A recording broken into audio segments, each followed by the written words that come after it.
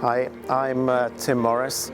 I work at Brooklands Museum. I'm the administrator for the members organisation, and I brought along my car today, as you can see, an MGF. The car is a 2000 model year MGF, fairly standard. It's the variable valve control version.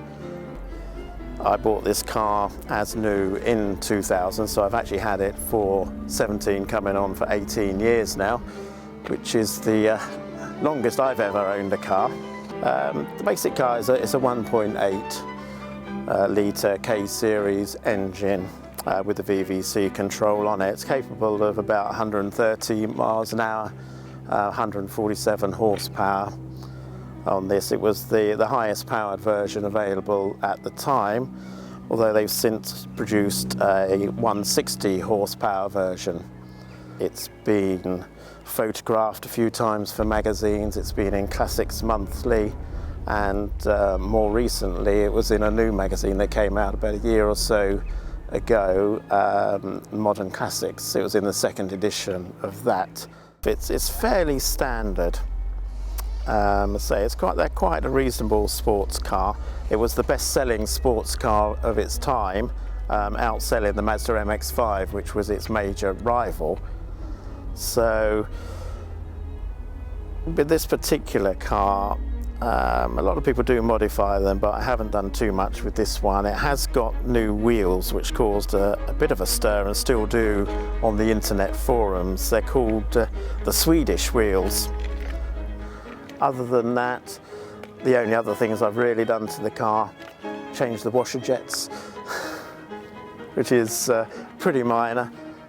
It's got a sports exhaust on the back, a Scorpion sports exhaust, which gives it a few extra brake horsepower, but not a lot. So we're probably up to about 150 horsepower on this one now. But other than that, it's remained pretty much the same. Yeah, over the years, as I say, we've had it quite a long time, and certainly initially we were doing a lot of European trips in the car, and it's quite small, as you can see, but the boot is reasonable. When they marketed these originally, they said the marketing ploy was you can fit 2 sets of golf clubs in the back. Why you would want to put 2 sets of golf clubs in the back, I'm not quite sure, but that was what they were saying.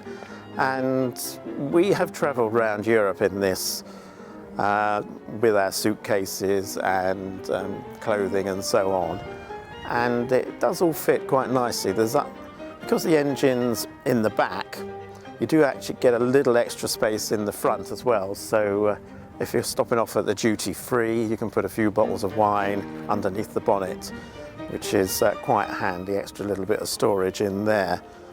Here at Brooklands is an appropriate place to be filming the MGF, because MG have got a very long history at Brooklands, dating back to the racing days, when you find all sorts of MGs around the track.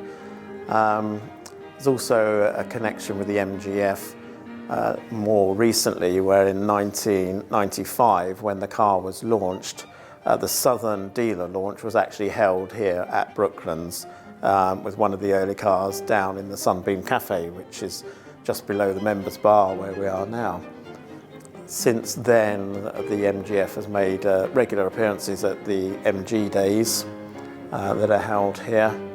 The MGF in the early days was marked by large birthday parties that MG actually organised themselves.